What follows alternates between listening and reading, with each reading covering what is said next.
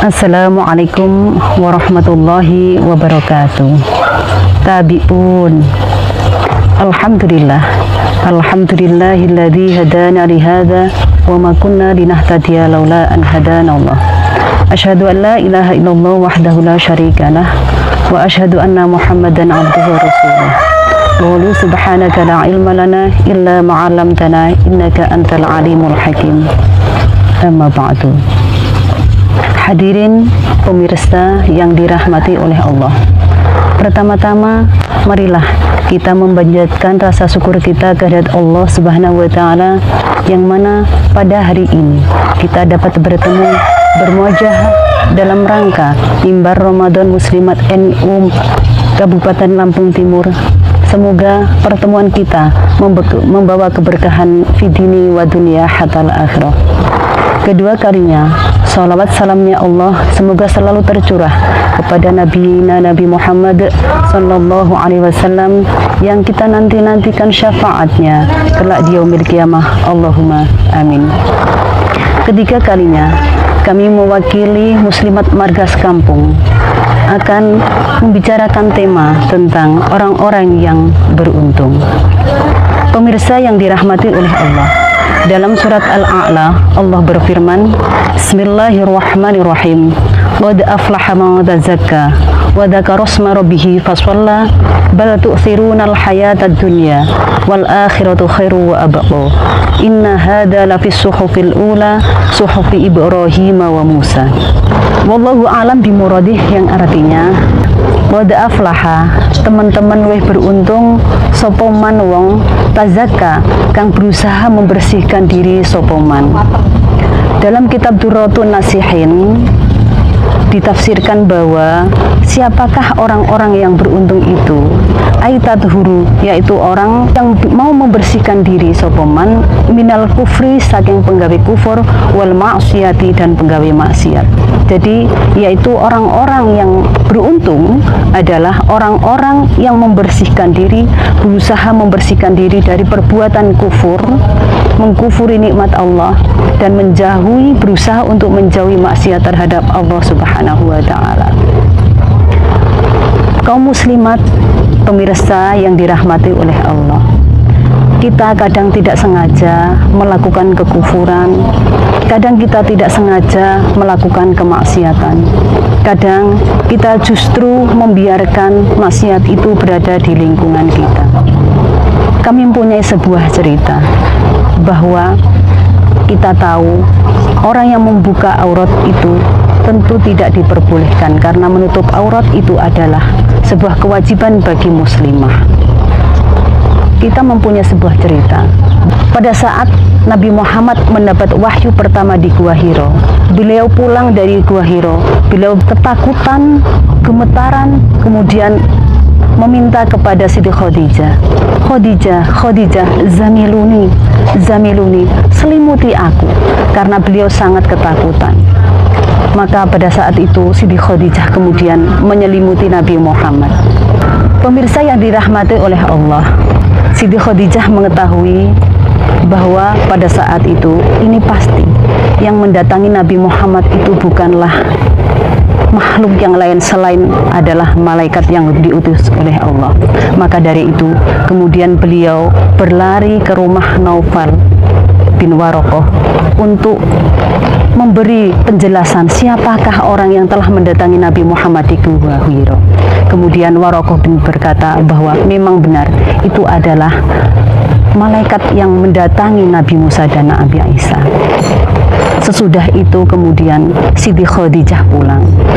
Beliau belum yakin apakah benar ini yang mendatangi Nabi Muhammad itu adalah malaikat atau bukan. Maka dari itu pada suatu hari beliau sedang bersantai duduk berdua dengan Nabi Muhammad. Siti Khadijah bertanya, Nabi Muhammad, apakah orang itu datang? Nabi Muhammad bersabda, iya, dia ada di sampingku. Kemudian Siti Khadijah kemudian membuka auratnya sedikit, membuka paha sedikit. Apakah dia datang? Tidak, dia pergi. Siti Khadijah kemudian menutup auratnya kembali, kemudian bertanya kepada Nabi Muhammad, apakah dia datang? Iya, dia datang. Kemudian Siti Khadijah membuka auratnya kembali. Apakah dia pergi? Iya, dia pergi. Dari cerita ini kemudian Siti Khadijah bisa menarik kesimpulan bahwa benar malaikat Jibril lah yang selalu datang mendampingi Nabi Muhammad. Kemudian kita sebagai umat Islam juga bisa menarik kesimpulan bahwa malaikat rahmat selalu datang kepada rumah-rumah yang selalu menjaga aibnya, menjaga auratnya, tidak mau membuka auratnya. Maka dari itu kaum muslimin wal muslimat, mari kita jaga keluarga kita jaga kita semua untuk selalu tidak melakukan maksiat, terutama selalu menutup aurat. Takturu minat taqwa, atau orang-orang yang selalu memperbanyak yaitu melakukan takwa terhadap Allah Subhanahu wa ta'ala. Takwa adalah menjauhi keburukan ketimbang memperbanyak melakukan kebaikan. Itu tentu lebih baik. Kita mempunyai perumpamaan, orang mandi tanpa memakai parfum itu tentu lebih baik daripada orang memakai parfum tanpa mandi. Itu adalah perumpamaan orang yang selalu takwa terhadap Allah Subhanahu wa ta'ala. Tathuru, atau berusaha untuk suci, bersih, li sholati, untuk melakukan sholat. Kita umat Islam berusahalah sebaik mungkin, semaksimal mungkin, sesempurna mungkin sebelum sholat kita harus suci, kita harus bersih dari semua kotoran dan semua najis. Ada zakati, atau kita memberikan zakat. Zakat adalah rezeki yang Allah titipkan kepada kita. Sebagian darinya adalah milik dari orang-orang fakir miskin yang harus kita keluarkan untuk mereka. Waqila, dan diucapkan bahwa mantazaka, siapakah orang-orang yang berusaha membersihkan diri, yaitu tasoddaqo lil fitri, yaitu orang yang mau mengeluarkan zakat fitrah. Orang-orang yang mau mengeluarkan zakat fitrah. Wa dzakara asma rabbih fasholla. Kemudian orang-orang itu sesudah berusaha untuk membersihkan diri, kemudian mereka mengingat nama Tuhannya. Bagaimana cara mengingat nama Tuhannya? Mereka mengingatnya dengan hatinya, dengan lisannya, biqolbihi wa lisanihi. Jadi mereka mengingat Allah bukan hanya dengan lisannya tapi juga dengan hatinya. Sesudah itu fasholla, kemudian mereka mendirikan sholat. Jadi waqila man tazakka, siapakah orang-orang yang berusaha membersihkan diri? Itu orang-orang yang mau mengeluarkan zakat fitrah, kemudian wadakar asma rabbihim fasholla, kemudian mereka kabaro, mereka menyebut nama Allah, mengagungkan nama Tuhannya di hari Idul Fitri. Sesudah itu fasholla sholatahu, mereka melaksanakan sholat Idul Fitri. Itu adalah tafsir dari mengtazakka. Wadakar asma rabbihi fasholla.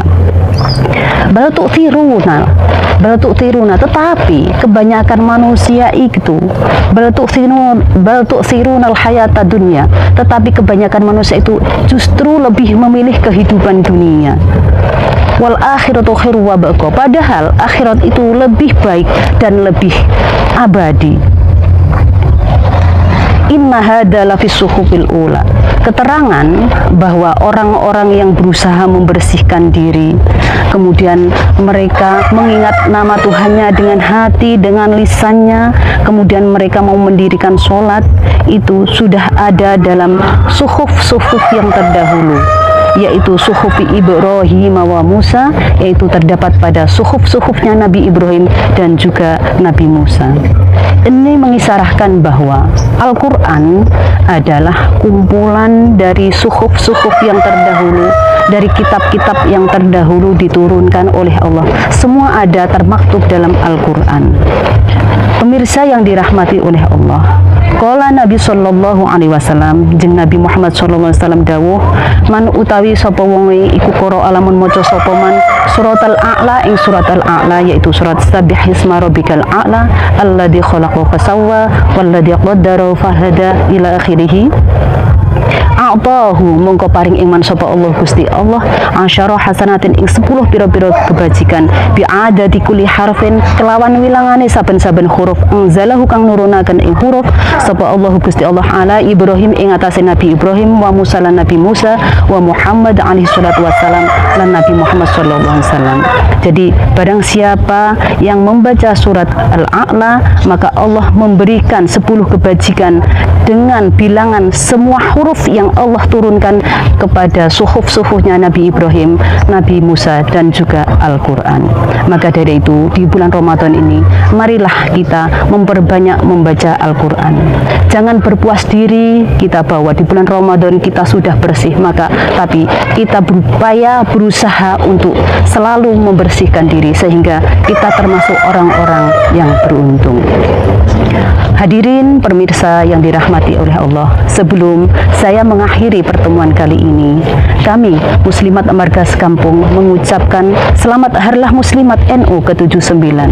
Semoga kita bisa merawat tradisi, menguatkan kemandirian, dan meneguhkan peradaban. Wallahul muwaffiq ila aqwamit thoriq. Wassalamualaikum warahmatullahi wabarakatuh.